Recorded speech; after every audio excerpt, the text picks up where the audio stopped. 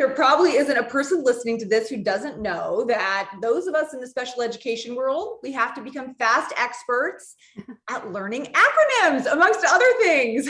But some of those acronyms provide deep roots for our kids' IEPs. So Lisa, what are the 3 most important acronyms that parents need to know? And then we'll dive deeper into each in just a bit. 3 acronyms is, well, first is IDEA, and I'm going to cheat and put 2 acronyms in this one answer, or IDIEA, which is a little bit lesser known. IDEA is the Individuals with Disabilities Education Act. And before 2004, well, that was its name before 2004. In 2004, it was renamed the Individual with Disabilities Education Improvement Act. But when people refer to IDEA, they're referring to both. The second one would be FAPE, which is FAPE.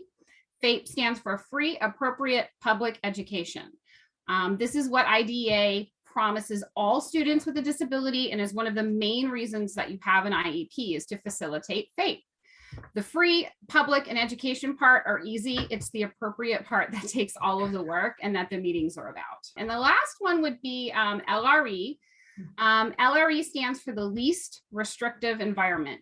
Basically, children with disabilities have a right to be educated in the classroom they would otherwise attend if they were not disabled. Your child has a civil right to be educated in a typical classroom. They don't have to earn their placement there. They don't have to prove they can be there. They don't have to be potty trained or verbal or walking or anything else. Simply by being a student or a citizen, they have a right to be in that classroom.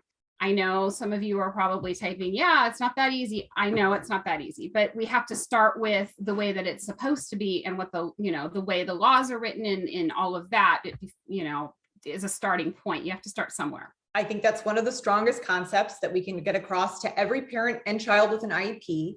Just what Lisa said, having a disability does not mean that you have to prove yourself worthy of an education. It's about getting your child the supports they need to access that education. Is that right, Lisa? Right. And I know, we'll probably talk about this more, but one of the things parents often come to me and they say, well, I was told my kid can't go to that classroom because they're potty trained. They're not potty trained, or they can't learn what they need to learn in that classroom. If it is appropriate for your child, and it isn't appropriate for all children in all circumstances, and I want to be clear there, I'm not saying that everyone should send their kid to an inclusive classroom, or everyone should send their kid to their homeschool. I'm not saying that. What I'm saying is if it is appropriate for your child, they don't have to earn their right to be there.